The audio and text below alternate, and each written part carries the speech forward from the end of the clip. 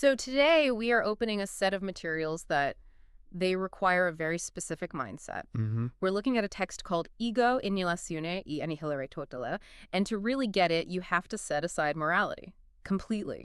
That's the entry fee. This is not about right and wrong. It's a cold analysis of power as a mechanism, a game fought with psychological warfare. And the core premise is, well, it's pretty stark. It is. The text says if you want to understand this game, you have to dissect the human animal with the cold precision of a surgeon.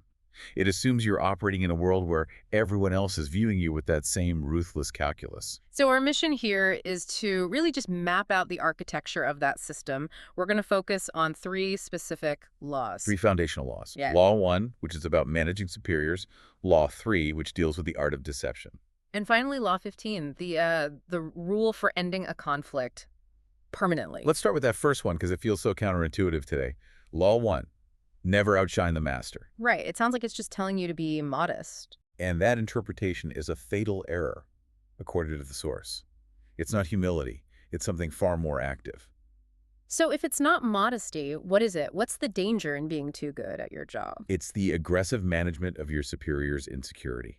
We call it the ego-security dynamic. Ego-security dynamic. Your master's deepest need is to feel secure, to feel superior. Your brilliance, if it's not managed correctly, triggers their deepest existential fear, the fear of being replaced. But that doesn't seem logical. I mean, if you're truly competent, you're an asset. The whole organization benefits. In the raw calculus of power, the source is clear. The master's ego security always outweighs organizational efficiency. So your competence is seen as a threat. It's seen as a weapon aimed directly at their status. You force them into what's called an uncomfortable social comparison. And that's where the idea of relative deprivation comes in. The subordinate's success makes the master feel less than. Exactly. When you excel, they instinctively do an upward comparison, and they feel a sharp loss of dominance. By being good, you have, in effect, made them feel small. And this taps right into the fragile ego idea. The text suggests that many leaders have a deep-seated imposter syndrome. They do. So your success doesn't feel collaborative. It feels like a spotlight on their own weaknesses. Which creates a powerful cognitive dissonance. A very powerful one. The belief is, I am the leader. I am the best. Your performance creates a contradiction to that belief. And the brain's quickest path to resolve that is to eliminate the source of the contradiction. You. Which is where envy comes in. That silent, really dangerous emotion. They'll never say, you made me feel inferior. No, they'll invent reasons. Not a team player. Insubordinate. Not a culture fit. So the goal, the only goal, is to become a kind of strategic prism. You take the light from any success, you refract it, and you make sure every single beam shines back on the master. You make them look more brilliant. Wiser. More effective than they actually are. The text gives a historical example for this that is just chilling. The fall of Nicolas Fouquet. The finance minister for the young Louis XIV back in 1661. Fouquet was incredibly capable, but he was also showy. He throws this enormous party at his personal estate. The most spectacular party France had ever seen. The best of everything. The finest architects, designers, entertainers like Molière. He thought he was impressing the king, showing his value. But the king, walking through these gardens, seeing a display of wealth that rivaled the crown's own, he didn't feel admiration. He felt diminished. He saw a rival? He saw someone with better taste and maybe more power. Fouquet had outshone the master. And the result was swift. Absolutely. 3 weeks later, arrested by D'Artagnan, stripped of everything, he spent the next 20 years in solitary confinement. And Louis immediately hired Fouquet's entire team to build Versailles. As an explicit project to ensure that no one could ever outshine him again. The lesson is just brutal. Your private success can never eclipse the public status of your superior. In a corporate setting today, this is the star performer trap. It is. The mistake is correcting your director's numbers in a big meeting, or proposing a brilliant strategy that makes their idea look obsolete. You think you're being helpful. You're actually ensuring your own career stagnates. The proper application requires what the text calls strategic naivety. So you have a great idea. You present it privately. You frame it as something the director inspired. You say, I was thinking about what you said last week about X, and it got me thinking. Yes.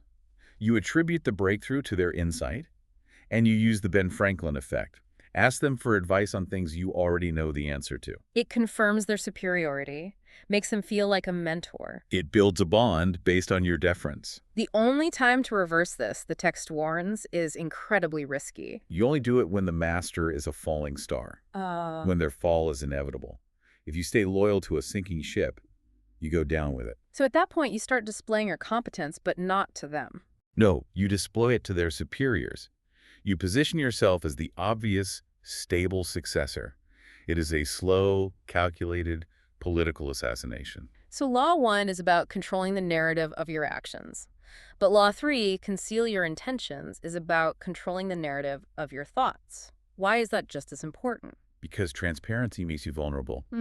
Honesty is described as a blunt instrument that bloodies the user. If they know your real goal, they can prepare defenses. They can counter you at every turn. The game is over before it starts. So the method isn't silence. Silence just makes people suspicious. It's the art of the decoy. Exactly. You create a false scent, a decoy intention that's plausible, easy to understand, and completely wrong. Your real goal should only become clear when it's too late for them to stop it. When the arrow, as the text says, is already in their heart. The grandmaster of this was Otto von Bismarck. Without a doubt. His one true goal was the unification of Germany under Prussia. And that meant he had to go to war with his main rival, Austria. But he couldn't just declare war. The rest of Europe would have dogpiled him. So he needed a decoy, a brilliant one. In 1863, Denmark tried to annex Schleswig-Holstein. Bismarck publicly sided with German nationalists. Which seems logical.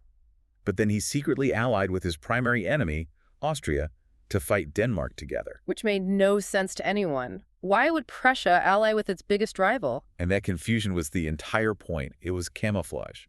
By fighting alongside Austria, he created a false sense of trust, a partnership. So when the war with Denmark was over, he manufactured a conflict over how to manage the territory they'd won.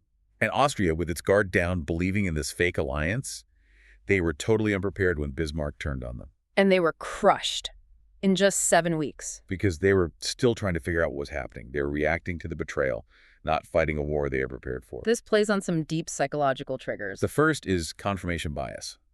Once you give the brain a simple, plausible story, the decoy, it stops looking for other explanations. And it filters everything to fit that decoy story. Right. And this also provides what psychologists call cognitive closure. We hate uncertainty.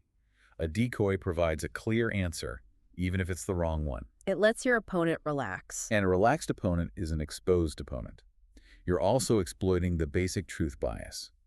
We are wired to default to trust because constant suspicion is metabolically expensive.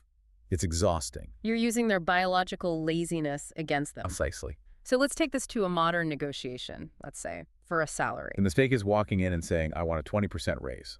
The defenses go up immediately. Instead, you use a red herring. You start the negotiation with a passionate, detailed complaint about something else entirely. Something small, inexpensive, a workflow issue, a specific tool you need. Something you know they can solve for you. Right. You make them focus all their defensive energy on solving that small decoy problem. They feel like they've managed the conflict. And once that's settled, you introduce the salary increase, casually, almost as an afterthought, a secondary requirement to make the new solution work perfectly. Their defensive energy is already spent. The request lands on much softer ground. The main crisis, in their mind, is already over. The only time you drop the mask, according to the text, is for one of two reasons. The first is pure intimidation. If you are overwhelmingly powerful, you just lay it all out. I'm going to destroy you, and this is exactly how. The sheer transparency becomes a weapon that induces panic. And the second reversal is for confusion. If you already have a reputation for being a master of deception, you occasionally have to be completely, genuinely honest about a small plan. Your enemies will drive themselves mad looking for the trap that isn't there. It resets their baseline. It keeps them off balance. So we've had calculated flattery with Law 1, calculated deception with Law 3. This brings us to the final law for today, Law 15, crush your enemy. Totally. This is perhaps the bloodiest, but also the most essential law in the entire text. It rejects any idea of a measured response. No limited conflicts, no half measures. The principle is absolute. If you fight to annihilation. You eliminate their capacity to fight back and their spirit to recover. Because leaving an enemy wounded ensures they will nurse that grudge. They will learn from their mistakes, and they will come back smarter, meaner, and completely merciless. The source is blunt. More is lost through stopping halfway. A rival is someone you compete with. An enemy is someone you must annihilate. The ultimate historical case for this is Rome versus Carthage. In the first two Punic Wars, Rome won, but they let Carthage survive. They left the city standing. And the result of that mercy was Hannibal. The wounded enemy recovered and then rampaged through Italy for a decade, nearly destroying Rome itself. They learned a hard lesson. A very hard lesson. Yeah. So the third time, influenced by Cato the Elder's constant refrain, Carthago delenda est Carthage must be destroyed, they prosecuted the war to its absolute end. It was total annihilation. They burned the city for 17 days, sold 50,000 survivors into slavery, smashed the walls. Legend says they even sowed the fields with salt. They erased the threat from the map. And that, psychologically, leverages the viper effect. If you strike a snake and don't kill it, it will come back and bite you. Harming someone without destroying them just creates a narrative of vengeance for them. Machiavelli put it best. A light injury creates active hatred. But a total crushing creates paralyzing terror. Your reputation for ruthlessness becomes your shield. It prevents future conflicts before they even start. In a modern corporate war, you can't salt the earth. But if an executive is an enemy, you must destroy their career and their network. The mistake is giving a soft landing, a good reference, 2 weeks' notice. So the application is immediate. Immediate and total.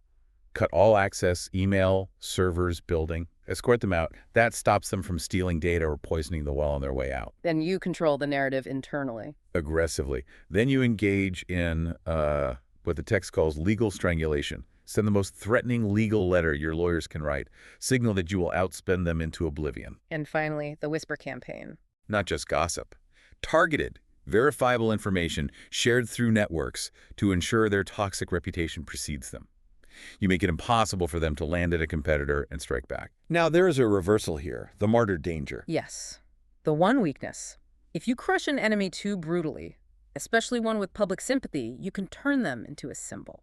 A martyr that radicalizes others against you. And in that rare case, it's better to keep them close, weakened, humiliated, domesticated, a living trophy of your dominance.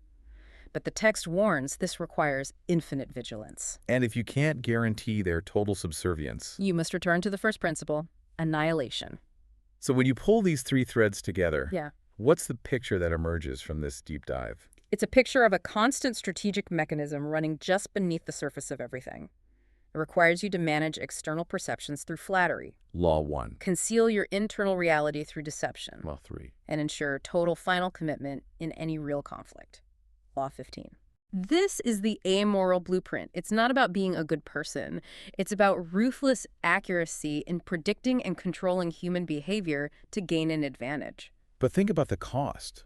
The whole system runs on deception, on perpetual suspicion, on the calculated destruction of others. If mastering this game demands such constant, crushing vigilance, does a practitioner always afraid of being outshone or deceived or destroyed ultimately become the game's greatest casualty? That is the question you have to consider as you watch the players around you and decide if you even want to step into that arena.